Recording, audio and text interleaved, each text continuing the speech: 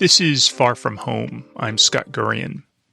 As you may have noticed, I've been taking a bit of a break from releasing new episodes while I juggle a bunch of personal matters, but in the meantime, I wanted to share an episode of another great podcast that I heard recently and that I thought all of you might enjoy. The show is called Making Peace Visible, and it features conversations with journalists, peace builders, activists, and scholars on the front lines of peace and conflict. Making Peace Visible also aims to analyze how the media cover conflict, as well as to amplify stories of resolution and reconciliation that are often underreported or even ignored. Their guest on this particular episode is Terrell Jermaine Starr, an independent journalist based in Ukraine whose reporting has appeared in Foreign Policy magazine, The Washington Post, and MSNBC. His work focuses on how Ukrainian politics and society relate to the rest of the world, especially the United States, Europe, and Africa. In the early days of Russia's full-scale invasion, Terrell gained international attention for his up-close and personal reporting style, and for helping vulnerable Ukrainians flee the country. Also, for being a rare Black American reporter on the ground. On Terrell's own podcast, Black Diplomats, and in his Substack blog, he provides reporting and analysis on politics in Ukraine, the United States, and beyond, paying special attention to equity and discrimination, and drawing parallels between Putinism and the MAGA movement in the United States. And he also has an ongoing project documenting the lives of Ukrainians of African descent. Making Peace Visible producer Andrea Maraskin sat down with Terrell Jermaine Starr a couple of months ago, just days after his home city of Kyiv was bombarded by Russian missiles and drones. Well, first of all, how are you? We're recording this July 3rd, and you were just under bombardment in Kyiv a few days ago. How are you doing? I am in a very peaceful environment here in the Carpathian Mountains, which is, comparatively speaking, a lifetime away from central Ukraine, where the almost nightly air strikes from Russia occur. And so it is a far cry from the Russian drone attacks that I am accustomed to. I will be here for a month and returning to Kyiv in August. For people listening, you appear to be in like a log cabin. Yeah, this is kind of like a vacation resort type of place, farming community, lots of hiking, lots of camping. I actually take time to run every day. I do hill running and things like that to keep myself in shape. And I have the advantage of a farm where I have access to fresh produce, fresh everything. So very fortunate. Oh, it looks beautiful. Flowers, trees, blue skies, and it's quiet. Yeah, like super quiet. There's no curfew. That's the most important thing. There's no curfew. So there's a curfew in Kyiv right now? Yeah, there's a curfew in virtually the entirety of Ukraine. That's because of martial law. Because this region doesn't get any attacks, there is no curfew. And in most parts of Ukraine, you have to be inside your house by 12 o'clock. And you can go out after 5 in the morning. So you obviously have a lot of knowledge of not just Ukraine, but Eastern Europe in general, and you've been going there for a long time. How did you develop this relationship with Ukraine? My start with this part of the world began through a program under the United Methodist Church. It was called the Global Justice Volunteer Program. This was back, I would say 25 years ago when I was a senior in college, and I spent 3 months in Russia. On the application, it asks, where do we want to go? And I chose all the Black countries. The acceptance letter said Russia. So I went, I volunteered in an orphanage, really enjoyed that experience. But I was really curious about the Soviet Union. I was curious about the 15 countries that were under the Soviet Union, what became of them. And that took me to Georgia, where I served as a Peace Corps volunteer. And then I went to Ukraine back in 2009, when I was a Fulbright grantee. And so from those experiences, I developed an expertise, particularly, like the former Soviet countries and their relationship with the United States. So in addition to being here, because I feel like it's important to learn languages and to really understand the cultural dynamics of people, which inform the politics, I've been doing that for 25 years. Would you say you have a special love for Ukraine in particular? Oh, yeah. I think anybody who chooses to go to a country that's functioning kind of as a war zone, yeah, you pretty much have to have a love for it. Otherwise, it's either love or stupidity, one of the two. So why Ukraine? People ask me that question. I think that it's a country that I fell in love with. But I think what also helped was that in 2014, when Russia invaded the first time, I did a lot of work online fighting disinformation about Ukraine and, Russian propaganda that reached far left and far right ecosystems. I enjoyed that. That pulled me into the country more because I felt like if I was talking about Ukraine, I needed to be here. And so it became a practice where I would come for 1 week or 2 weeks. The following year, it would grow into 3 weeks, and then it would just grow more and more and more. Now I live in Ukraine at least half of the year. So you were living in Ukraine, as you said, before the full-scale invasion in 2022. So you experienced this kind of phenomenon that we talk about a lot in the show where, the headlines, the eye of the international media suddenly focused on Ukraine. And you were part of it. You said you went viral on Twitter back in 2022 because you broke all the rules of what a journalist is supposed to do. Can you talk about that?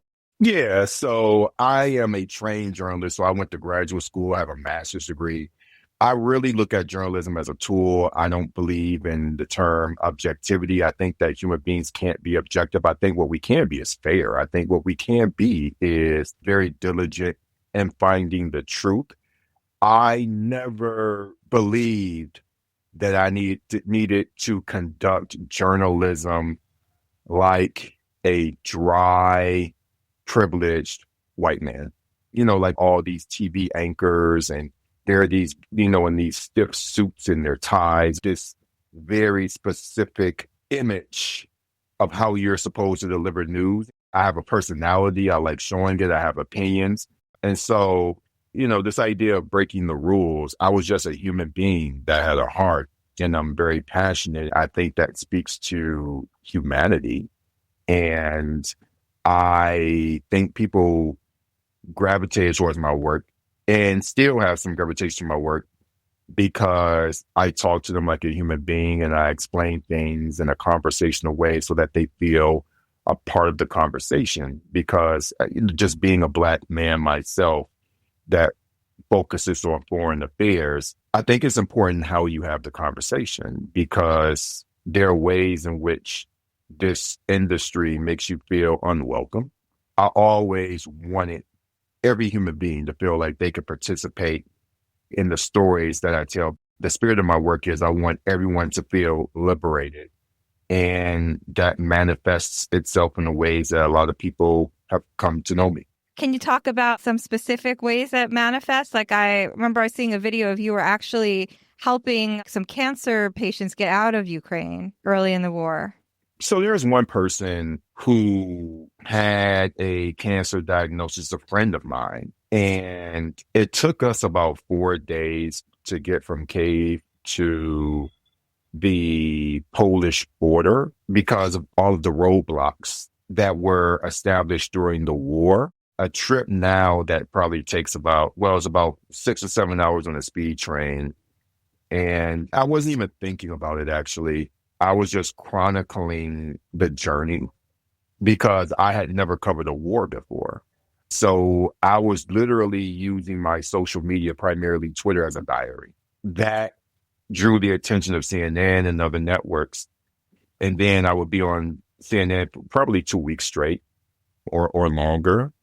I think what really drew people in was that, unlike a lot of people who were at the front lines capturing video of tanks, I was going to the grocery store and saying, hey, you know what? Yes, there is a war, but these grocery stores are still functioning. This is a line of people going to get their medication. I debunked a lot of people's perceptions of a country at war because everyone thinks that all buildings are gutted out, destroyed, etc. Yes, you can see all that, but on another part, there's just relative calm. And when I was helping people to flee, I think people saw a mom with their child and a woman dealing with cancer, somebody who essentially was helpless. And they saw this Black dude who they're wondering, what is he doing over there helping these white people, essentially. I wasn't thinking about that at all, because when you're in a survival mode and you're learning how to maintain your safety, you're not thinking about how the rest of the world perceives you. And as I began helping other moms with their kids and people's grandmothers, people were joking on Twitter that I brought the Underground Railroad to Ukraine and led them to the European Union. People were making all these hilarious memes about the black dude helping the white babies, whatever, coming across. It was all in fun, and it was actually hilarious, but I would never draw those two things together for the very simple reason that I'm in the middle of the situation and I have bigger priorities to consider.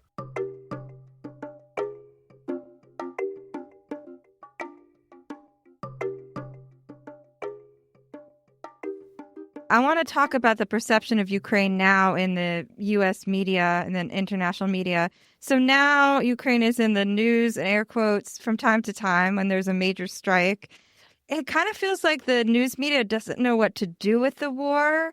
There's a sense that I get from the news in the U.S. and just talking to people that the war is stuck, that, Ukraine, we're still giving them weapons, it still remains independent, but that there's certain territories that it's just not going to win back from Russia. So it's sort of this indefinite war. It is hard to keep up, though, I have to admit. So what do you think about that perception? And could you clarify a bit? Like, what's the real state of things? It's one of those situations where media really look to the government or government policy to guide their coverage. So the reason why it's so challenging to keep up with what's going on here is because A, it's not properly explained to people. Also, a country's vision for a particular situation like Ukraine is important. Biden said we're going to be with Ukraine for as long as it takes. What in the world does that mean? And I think a lot of Americans did not understand what America's role for Ukraine would be, or understand how they participate.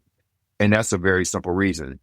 When Russia invaded, everyone in Europe and Washington believed that in 3 days, the capital would fall, and they were more than ready to accept it. That's the reality. The Biden administration were going to accept a capitulated Ukraine. They would have dealt with whatever government was here.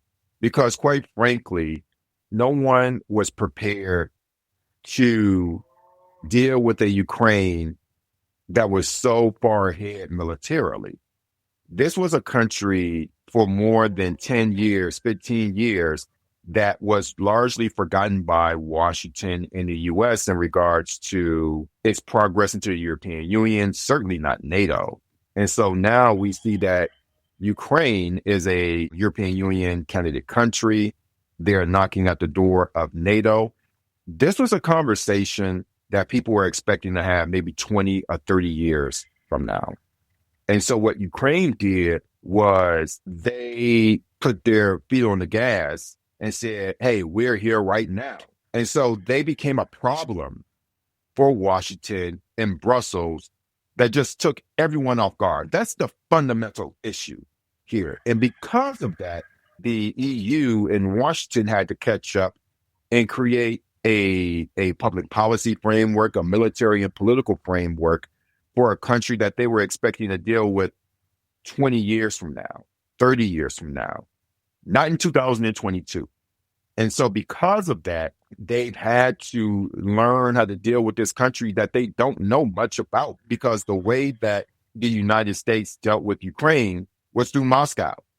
This country and the rest of the countries that were former republics, I would say colonies of the USSR, are just 33 years old.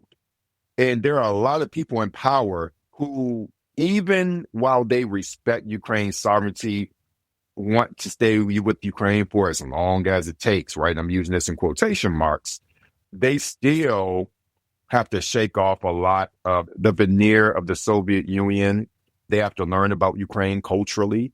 They have to learn and respect Ukraine's not only political agency, but aspirations. This is a new experience, and therefore, it's one of those things that's going to be difficult for media to follow because our governments don't necessarily know how to respond to Ukraine with a concise vision. But you know who does? Putin does. Russia has a very clear agenda for Ukraine. And those are the contrasting dynamics that we see at play. I've just been looking at your different content, and I think one of your headlines was Ukrainians don't fit into, American constructs of who's white or not. And you draw some interesting parallels between Russian imperialism, you might say, or Putinism, not sure what's the right word, and the MAGA movement. What do you think people should understand about the connection between those two? Right. This is an ongoing subject that I'm writing about and thinking through. In fact, one of my Substack articles is going to be titled Ukrainians Are Not White, because they are, but they aren't. Particularly when I'm dealing with Black audiences or people of color audiences, they misread Ukraine as a bunch of white people and Eastern Europeans as a bunch of white people. I understand that logic because I used to think like that. We understand the simplistic saying that race is a social construct, but it's also practiced, right? So simply put, in the case of Ukraine, white assumes privilege. But when you think about how Ukraine functions in this part of the world under Russian supremacy or Russian colonialism, they don't have that white privilege. In this part of the world, it's Russia and everyone else is tiered down lower, including the Ukrainian. And so in America, when we see a Ukrainian or a Polish person or someone from the Baltic nations, we see a white person. In our context, it's absolutely true, because under our construct of American whiteness, they fit in along with other Europeans and everyone who looks white. That construct of whiteness that we've come to understand does not exist in this part of the world, because the construct is not about who's, the white person versus the Black person, whoever. It operates that way. There's racism, but when we talk about constructs, here it's more about the Ruski Mir or the Russian world, because they're the supremacist country here. And the larger point is that in addition to talking to people of color through this, there are a lot of people, particularly kind of in the far left community, who have this laser-like focus on Western imperialism. And I understand it, right? Western imperialism, you think about the Middle East, just across the world, that exists. My only statement is that is not the only type of imperialism and colonialism that exists. And I think for a lot of these people, they can't muster the idea that Ukrainians who are white to them and who are only white to them can be an oppressed peoples, because Ukrainians most certainly are within the constructs of supremacy in their part of the world.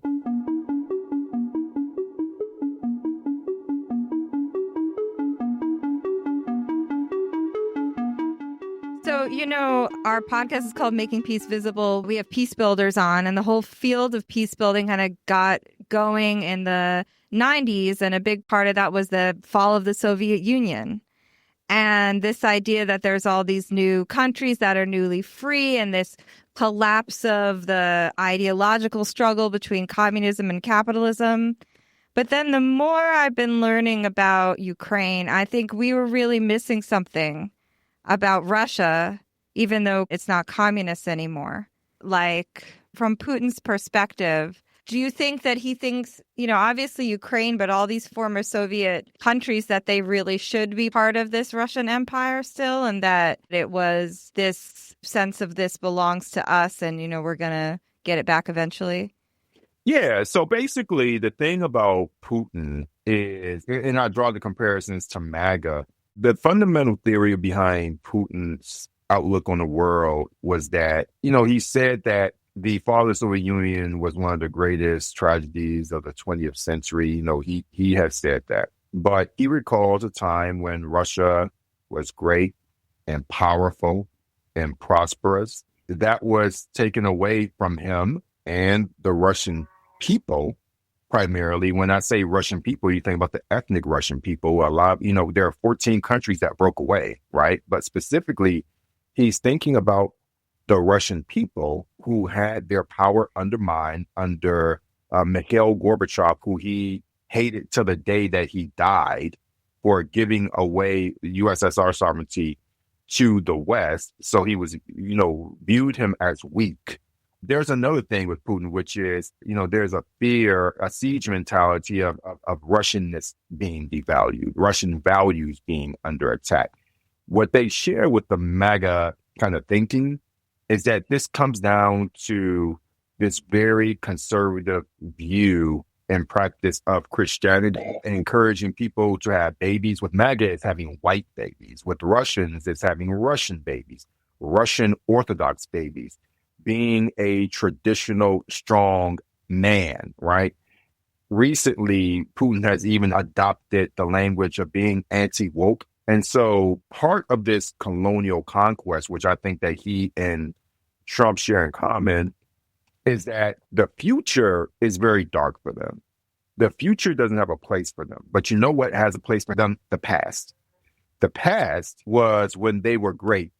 And other minorities, for example, when women were subjugated. And so when they were at the top of the totem pole, things were fine. Even though this new future in this present that we're existing in does not subjugate them to anything, what it does is there is a friction in this battle of fighting for equality. Equality scares these people. Democracy scares these people. That's the reason why we see Trump doing what he's doing with ICE, the ways in which he's just completely ignoring the courts. Trump wants to be like Putin, but he can't because we have struggling judicial systems that are fighting back against it, albeit struggling, but we have them. In Russia, they're all under the control of the Kremlin. And so you see people who really are fighting against the future because the farther we go into the future, that means that we are leaving the past behind. And that's where these people exist. Yeah, when you say it that way, it sounds really familiar. I want to touch on some of the underreported narratives that you highlight in your work. And one of those is you have a project on people of African descent in Ukraine. Yeah, so it's an ongoing project that we're raising money for at the moment. We are highlighting the lives of African peoples who live here, and whether they be Afro-Ukrainians or Africans who are been long-term residents in the country, talking about their experiences in the war. So one of the stories that's in post-production includes a bodybuilder who's from the Luhansk region. Her mother is currently living in occupation. One of her brothers was killed fighting Russia as a military man, and one was injured fighting the Russian military. But she went on to become a world champion bodybuilder. We also interviewed a guy from Angola whose in-laws stayed in Bucha during the Russian occupation. So it's a story about how this guy from Angola took his wife from Bucha just as the Russians were coming in, and what it meant for him to support his family while they were living under occupation. And so all of these stories that have never been told before, particularly the Western audiences, I'm in various stages of production, in getting them out. And so we're raising money to actually bring those stories to life. And when they do come out, where can people find them? Terrell J. Starr Official on YouTube. Another story that I saw you were covering was there are Ukrainian survivors of sexual assault by Russian soldiers and getting counseling for them. Yes, that was one podcast interview. I'm looking to expand on it for my newsletter, Terrell J. Starr Official. That's on Substack. So the podcast interview, it focused on the professionals who actually help these women who have experienced sexual assault by Russian soldiers. What's really interesting about these programs, particularly now, is that organizations like USAID, the type of agencies that the United States, Trump particularly, is defunding and trying to get rid of, supports organizations like these here in Ukraine that support professionals to help women who have experienced the most brutal, inhumane treatment by Russian soldiers. So much of U.S. tax dollars go to fund organizations that do this very important work. But more specifically from those interviews and talking to the psychologists who do the work, They told me that the best way to help women who are dealing with these types of brutal assaults is that Ukraine wins the war. Because so many of these women that the organization supports are still in occupation. There are definitely reports of women who are constantly under threat of assault by Russian soldiers. And the only way that they can completely free themselves of that threat is that their cities are liberated.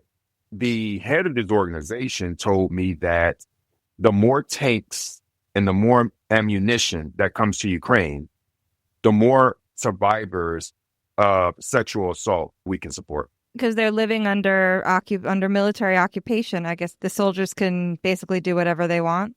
Yeah, they can. Yeah. So basically, I speak to people regularly who escape occupation. So one of my upcoming studio interviews that will be published in August involves two teenagers who escaped Russian occupation, including a young lady who escaped in April of this year. And she's 18 years old. She told me that while she was not assaulted, she said that there were a number of girls at her school in Donetsk, the city of Donetsk, who were assaulted, and you can't report it to the police because the police are controlled by the military. So there's nothing normal that functions there. And so it's the wild, wild west.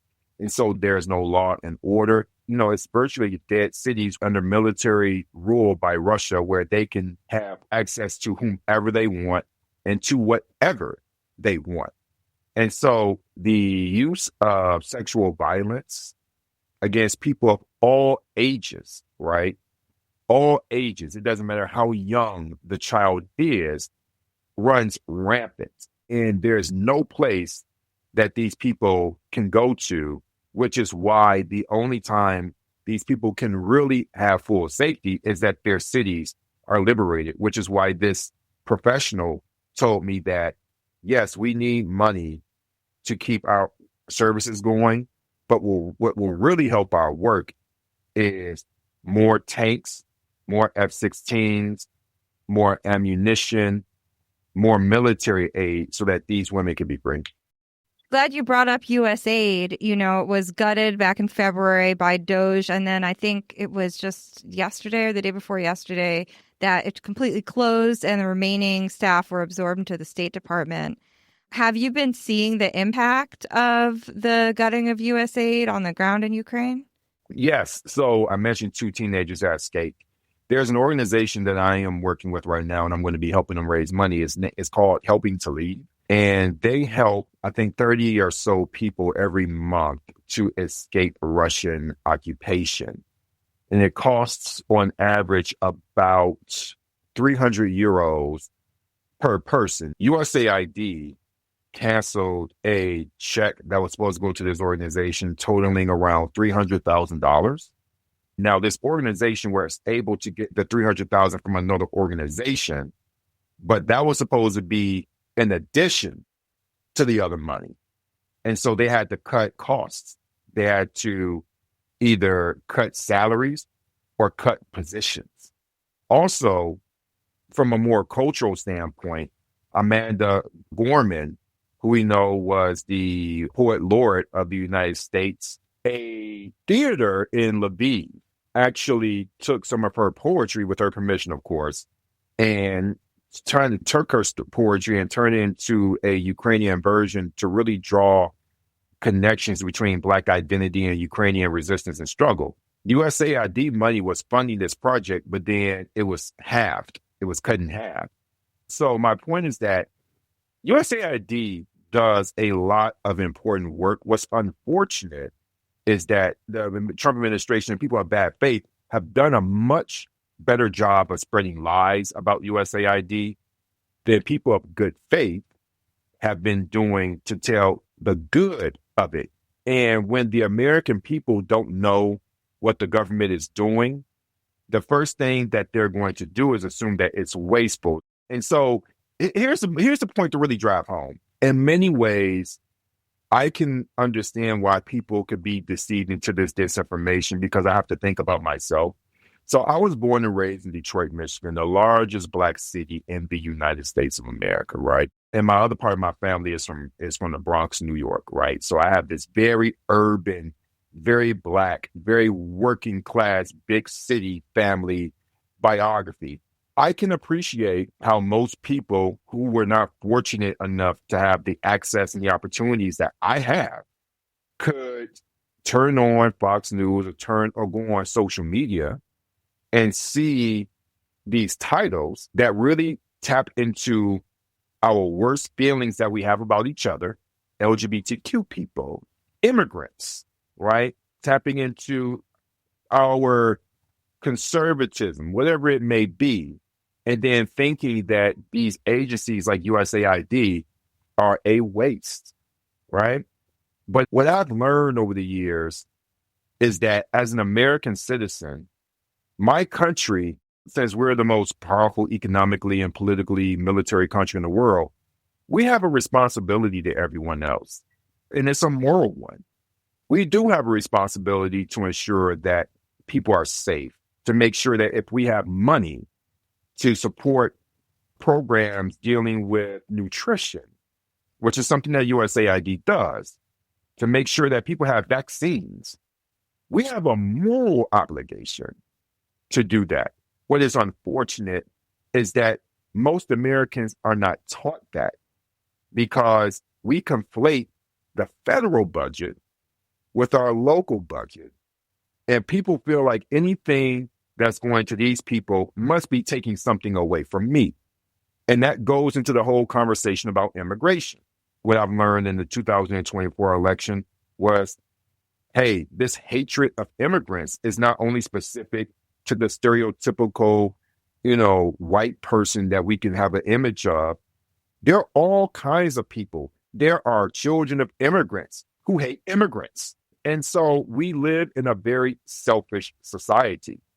And until we unlearn that selfishness, and until our politicians learn, the people of good faith, i.e. Democrats, do a better job of telling the truth than Republicans tell lies, then agencies like USAID are going to always be under threat because people are not going to understand the good that they do. That was independent journalist Terrell Jermaine Starr speaking with producer Andrea Maraskin on the podcast Making Peace Visible. If you'd like to learn more about his work or follow his reporting on social media, I've included several links in the show notes for this episode. And if you enjoyed this conversation, you should also subscribe and dig back into the archives of Making Peace Visible, which you could find wherever you listen to podcasts. Making Peace Visible is produced by Andrea Maraskin, the associate producer is Faith McClure, and the executive producer is Jamil Simon. I'm Scott Gurian. Thanks for listening.